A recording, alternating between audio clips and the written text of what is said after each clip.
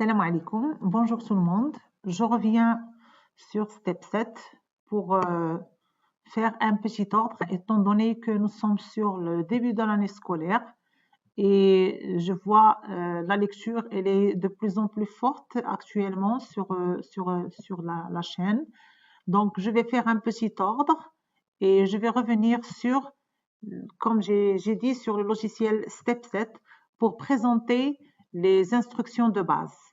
Donc, j'ai commencé dans un premier lieu par le didacticiel, ça veut dire le tutoriel Step 7 pour la mise en route du logiciel et la mise en route, bien sûr, de PLC SIM à l'issue de l'exemple démarrage direct. Maintenant, je vais essayer de présenter dans cette vidéo les temporisateurs.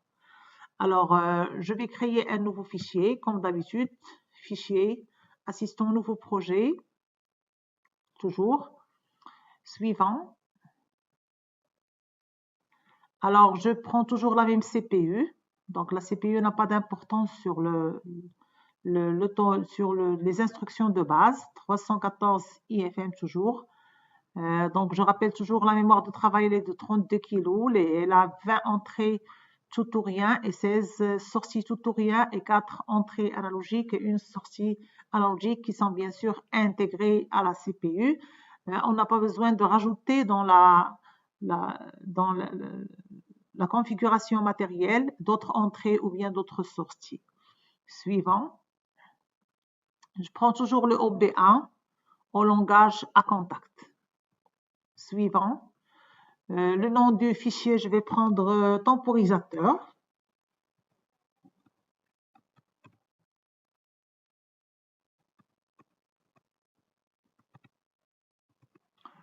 Alors, temporisateur par heure.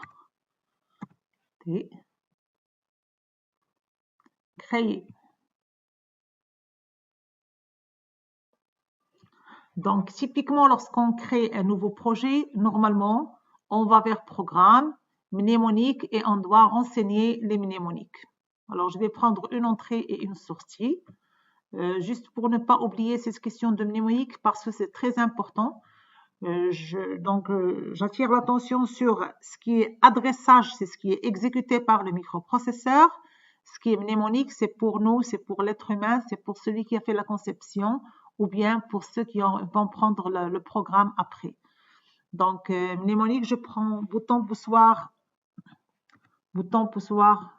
marche par exemple.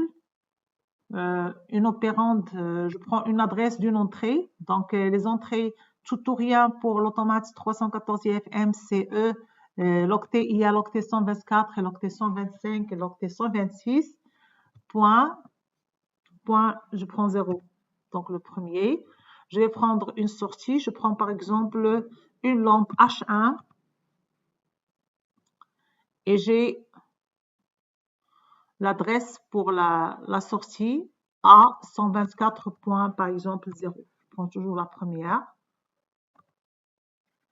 Donc, remarquez qu'il nous donne ici le type booléen, ça veut dire qu'il s'agit d'un bit. Donc, déjà précisé, quand j'ai une adresse avec un point, quand on met le point avec après un chiffre, le chiffre, il varie de 0 jusqu'à 7 et l'adresse, c'est l'adresse d'un bit dans tout ce qui précède avant le point. Donc, ici, il s'agit de l'octet 124 et le bit numéro 0 dans l'octet 124 dans la mémoire image des entrées. Et ici, c'est le bit dans la mémoire image des sorties.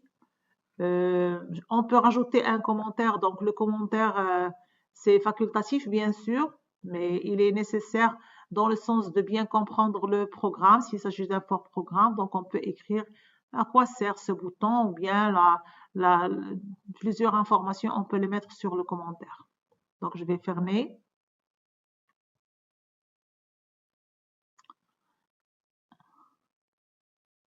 Oui, ok. Alors, je ferme. Je vais aller vers bloc. Je vais travailler sur le OB1. Je ne vais pas le dépasser pour l'instant.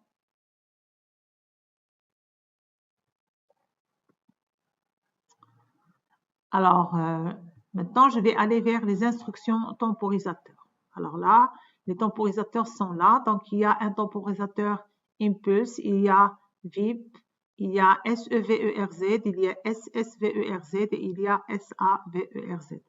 Les temporisateurs les plus utilisés dans le câblage électrique sont les temporisateurs on délai et le temporisateur off délai. Le on délai, on l'appelle aussi retard au travail ou bien retard à la montée. Donc, on va voir à partir du fonctionnement pourquoi on a donné cette définition pour ce temporisateur. Alors, le temporisateur on délai sur le step 7, c'est le SEVERZ. On peut le vérifier toujours en prenant le point d'interrogation et aller vers SEVERZ. Donc ici, j'ai appelé le menu d'aide pour le temporisateur. Alors, SEVERZ, vous avez là la première page, on revient au début de la page. Paramétrer et démarrer temporisation sous forme de retard à la montée. Donc, lorsqu'on trouve retard à la montée, ça veut dire un temporisateur on délai. Alors, je peux vous aider un petit peu à lire le menu d'aide. Ici, vous avez en terminologie anglaise, vous avez SODT. En terminologie allemande, vous avez SEVERZ. Pour les autres automates, généralement, vous trouvez T-ON. Okay? T-ON. Alors, pour les entrées maintenant, j'ai l'entrée S. C'est l'entrée de démarrage. Vous voyez ici S, entrée de démarrage. Il y a T numéro, c'est le numéro du temporisateur. Donc, vous voyez ici, numéro d'identification de la temporisation à la plage dépend de la CPU. Ça veut dire que chaque CPU, elle a un nombre de temporisateurs dans la mémoire des temporisateurs. Alors, je peux dire, par exemple, si notre CPU, elle a 64 temporisateurs, ça veut dire les adresses permises pour moi, pour la CPU, c'est de T0 jusqu'à T63. Donc, T numéro, c'est le numéro toujours du temporisateur. Le S, c'est l'entrée de démarrage. Le TV ou bien TW, donc on a le logiciel avec la terminologie allemande. Donc, vous avez TW, c'est W, ça veut dire word, ça veut dire 16 bits. Donc, ici, on place la valeur de présélection. On veut une temporisation, on veut l'écoulement d'une temporisation, par exemple, de 20 secondes ou de 15 secondes. C'est ici sur TW qu'on doit la saisir. Alors, S5 time, et vous avez, c'est la valeur du temps prédéfinie. Le R, c'est une entrée de remise à zéro. Dual ou bien des Z, ce sont des valeurs de temps restant. C'est la valeur du temps restant. Ça veut dire que ce n'est pas la valeur du temps écoulé. Il ne fait pas le compte en incrémentant, il fait le compte en décrémentant. Ça veut dire si je fixe ici 20 secondes, quand il va commencer le comptage, il va mettre dans cette valeur, c'est la valeur cumulée avec deux formats comme c'est précisé. Donc, c'est la même valeur cumulée ici, c'est la CV dans les autres automates. Il prend à partir de la valeur maximale et il décrémente. Si on met ici 20, il va compter à partir de 20 et il décrémente jusqu'à 0, c'est-à-dire la valeur du temps restant. En format binaire, et le DEZ, c'est toujours le temps restant, mais en format le décimal codé binaire. Okay. Alors, le Q, c'est la sortie booléenne, donc c'est l'état de la temporisation. Alors, ce qui va nous intéresser le plus, c'est l'entrée, le TW, le Q et la valeur ici, c'est la valeur cumulée. C'est la valeur dans laquelle, ici, c'est la mémoire dans laquelle il fait le compte de la temporisation en deux formats différents. À titre indicatif, je peux revenir sur ça. Lorsqu'on est en format binaire, donc c'est un comptage qui est normal. Lorsqu'on est en format le décimal codé binaire, c'est pour l'affichage sur un afficheur 7 segments. Pour l'affichage 7 segments, ça demande la transformation ou bien la conversion de la base en format décimal codé binaire. Alors là, je ne vais pas rentrer dans plus de détails. Donc, je dis bien, c'est pour l'affichage sur un afficheur 7 segments, même s'il n'est pas réel électronique. Sur les écrans de supervision, quand on veut faire apparaître un chiffre ou bien un nombre avec le design 7 segments, on doit faire le décodage bien sûr du nombre en format décimal codé binaire. Donc maintenant, on va essayer de voir les chronogrammes de fonctionnement. Donc le chronogramme de fonctionnement, vous avez la RLG, ça veut dire les conditions à l'entrée. RLG, ça veut dire les conditions à l'entrée, les conditions de la ligne, les conditions de ligne.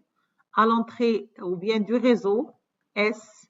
Quand S passe à 1, qu'est-ce qui se passe? La temporisation, elle commence. Donc ici, vous avez l'exécution de la temporisation. Ce qui se passe sur dual ou bien ETZ, qu'est-ce qui se passe? Elle commence à partir de la valeur qu'on avait rentrée sur TW et elle décrémente. Donc la temporisation, elle commence. À l'écoulement de la temporisation, qu'est-ce qui se passe? La sortie, elle passe à 1. Donc sur ce chrono, les lignes les plus importantes sont la première de S et l'avant-dernière de Q. Là, c'est la sortie Q. Okay? Donc, lorsqu'elle passe, donc, vous vous concentrez sur la première et l'avant-dernière.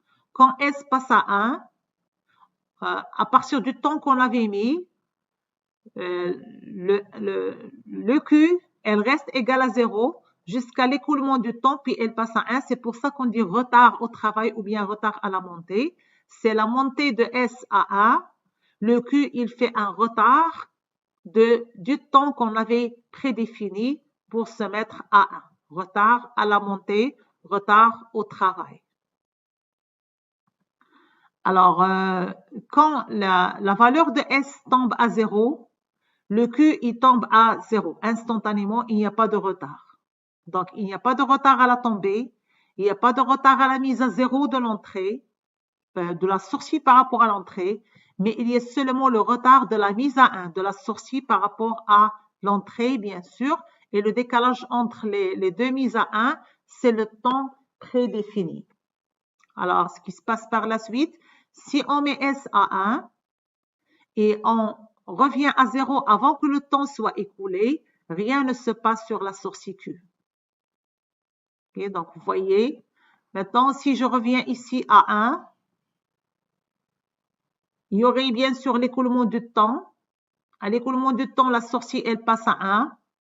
À un moment donné, même si S ne revient pas à 0, si on demande la remise à 0, la sortie tombe à 0. Donc, vous voyez ici, à l'instant où on demande la remise à 0, la sortie, elle est remise à 0. Donc, c'est les principales choses que j'ai présentées ici pour ne pas vous encombrer trop sur la lecture de menus d'aide. Alors, il y a une autre chose que j'ai pas précisée sur cette valeur-là ici. Là, les lettres que vous voyez. Quand on a par exemple booléen, il peut être une entrée E, il peut être une sortie A par exemple, il peut être M, un bit interne. Donc ici, vous voyez, ça donne ici les différents types des adresses dans la mémoire de données qu'on peut avoir sur les entrées ou bien sur les sorties qu'on a. Donc, je vais fermer le menu d'aide. Je reviens à faire l'application pour le SEVERZ. Je fais l'appel. Je donne une adresse. Je donne par exemple T0. Je valide. Alors là, le même problème. Donc, je vais réduire là. Après, je vais donner TW. Je donne S5 T dièse. La valeur que je veux, par exemple, de 20 secondes, je vais mettre au début 20 secondes, même si c'est un petit peu long, 20 secondes.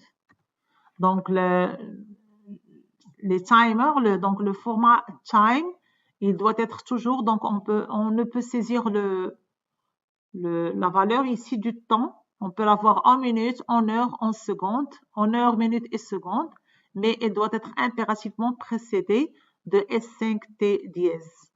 La remise à 0, je peux la faire par un bit, donc de remise à 0. Je peux mettre par exemple E124.1 et je vais le rajouter sur ma table mnémonique. Donc là, je le rajoute. Je dois le sélectionner. Un clic droit, éditer les mnémoniques. Et je vais mettre ici une remise à 0. Rase. Appliquer. Fermer. C'est bon. Alors, je vais mettre l'entrée ici avec un contact normalement ouvert. C'est le bouton poussoir, donc je vais mettre B, c'est bouton poussoir marche. Et à la sortie, je vais mettre ma lampe H1. Alors, je vais enregistrer. Je passe au simulateur. Donc, je vais appeler mon simulateur. Les choses que je dois vérifier sur le simulateur, ça va dépendre bien sûr donc, de la CPU choisie. Donc, je vais enlever les entrées dont j'ai pas besoin. Je vais mettre des entrées tout ou rien. Les entrées l'octet 124. Il faut toujours régler l'octet ici de travail dépendamment de l'octet que vous avez choisi dans le programme. Je prends sortie toujours l'octet 124. Je dois vérifier ici le driver de communication avec le logiciel. Pour la CPU 314 IFM, c'est une CPU qui ne contient pas le port Ethernet, elle contient seulement le port MPI. C'est pour ça qu'il faut choisir PLC SIM MPI. Je dois mettre affichage toujours visible pour l'épingler. Et par la suite, je vais prendre toute la station. Je préfère envoyer toute la station que d'envoyer seulement le bloc ou bien à l'intérieur du bloc, on fait le chargement. Donc là, station chargée. Vérifiez bien sûr que la CPU elle est en mode stop. Oui. OK. Donc toujours affirmatif. Alors maintenant, j'ai mon bloc. Je vais l'ouvrir. Et je vais mettre les lunettes pour faire la communication pour visualiser le programme qui est dans la CPU. Alors maintenant, je suis online, je suis plus offline, je suis online avec l'exemple temporisateur, le programme, pardon, temporisateur. La CPU, elle est en mode stop. Je vais la passer en mode d'exécution. Maintenant, elle est en mode d'exécution. Je donne les conditions de ligne. Donc, vous voyez ici, la sortie, elle est égale à 0. Je donne les conditions de ligne à 1. Le temporisateur, il commence à décrémenter. Donc, il met la valeur entre dual et DEZ. Donc, c'est le format qui diffère, mais là, on voit juste la temporisation. Quand le temps va s'écouler, la lampe, elle doit se mettre à 1. Donc, vous voyez ici, la lampe, elle se met à 1. Donc, ainsi, on a une idée maintenant sur comment utiliser le temporisateur en délai.